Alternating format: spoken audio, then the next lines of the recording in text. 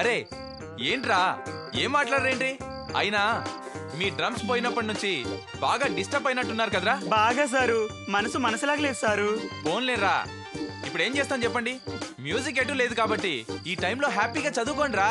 దేని దార్ దాందే సార్, మా డ్రమ్స్ పడేసినందుకు బెనర్జీ సార్ మీద చాలా కోపంగా ఉంది. విసిరేస్తే విసిరారు సారు, ఏదో కోపంలో విసిరారు అనుకున్నాను. కానీ విసిరాక ఎవడే వాటిని వెతికెళ్ళాడు చూడండి, వాడు సార్ నెంబర్ 1 కేడి. కేడి అని క్లాస్ గా తిడతావంట్రా, వాడంత ఏదో ఇంకో లేడు. కూల్ రా దేవి, కూల్. వాడి పాపను వాడే పోతాడు లేరా.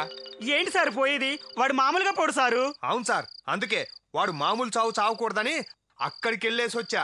ఎక్కడికి రా? కాలూరి క్రాస్ రోడ్ లోపల ఒక తండా ఉంది సారు. ఉంటే తండాలో మీకేం పని రా? అక్కడ బూకియా అని చేతబడి చేసే స్వామి ఉన్నాడు. ఆ స్వామికి మొత్తం చెప్పేశాం. ఇదిగో ఇది ఇచ్చాడు. ఎవడి మీదైతే అనుమానం ఉందో వాడి మీద ఒక్క చుక్క రసం పిండమన్నాడు. అది గాని ఎర్రగైతే వాడే అన్నట్టు. వాణ్ణి మేము చంపనవసరం లేదు సారు, కాళ్ళు చేతులు చచ్చిపడి వాడే చచ్చిపోతాడు. రే, చేతబళ్ళు మంత్రాలు ఎందుకురా? వదిలేయండి రా పాపం. వాడి మీద చాలేండి సారు, వాడు చచ్చాక తెలుస్తుంది తీసినోడు ఎవడో. చెప్పండి సారు, మీకు ఎవరి మీదైనా డౌట్ ఉందా? నాకెవరి మీద లేదురా. చూద్దాం. మీరెళ్ళి రెస్ట్ తీసుకోండి సార్. మేము బాగా ఆలోచించి మా డ్రమ్స్ ఎవడైతే తీసుంటాడో మాకే తెలుస్తుంది. అప్పుడు దేవి, అప్పుడు కూల్ రా దేవి, కూల్ రా. సార్ మీరు వెళ్ళండి సారు. Good night sir. ఏంటెళ్ళేది? వాటిని ఎలాగోలా వీళ్ళకి అందజేయాలి, లేకపోతే నేను చచ్చేలా ఉన్నాను.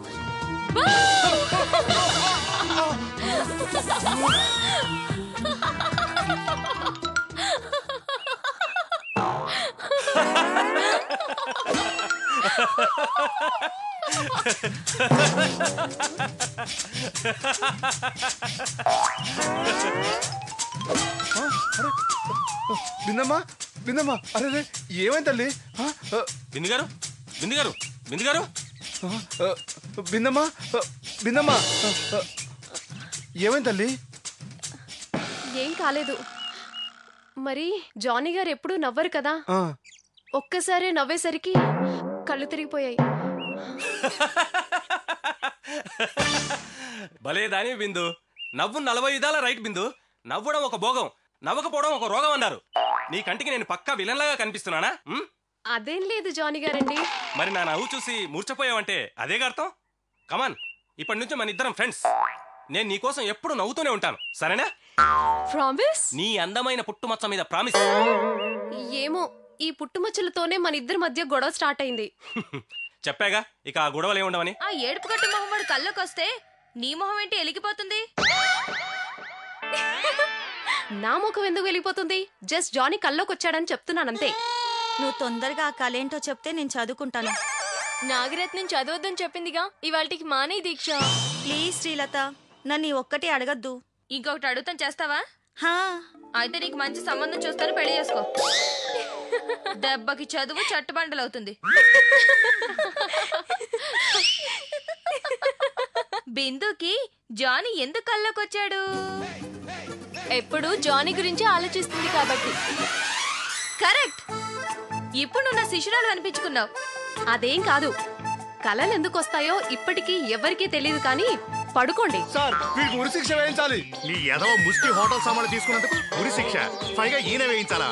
బాగుంది, చాలా బాగుంది. అబ్బో, ఎంత కాలం అయిందో. అయిపోయి నా సామాన్లు నీవే లేవయ్యా, ఇక్కడ ఎవరు నీ సామాన్ కోసం పోటీ పడట్లేదు. ఇదిగో Seenu, very good, keep it up. నువ్వు ఇలాగే సిన్సియర్ గా వర్క్ చేయి, నీకు మంచి భవిష్యత్తు ఉంటుంది. ఇదిగో దొంగ, నా పేరు అగ్ని అండి. అబచ్చా, పేరేమో పోలీసులు పెట్టుకునే పేరు, చేసేదేమో దొంగతనం. అయినా నీ పేరుతో నాకు ఫరెంట్లే గాని, నువ్వు ఇంతకీ లోనకెలా వచ్చావన్న నా ప్రశ్నకి నువ్వు సమాధానం చెప్పలే. మరండి, ఈయన తీగలాగుతున్నాడు, డొంక కదులుతుందేమో.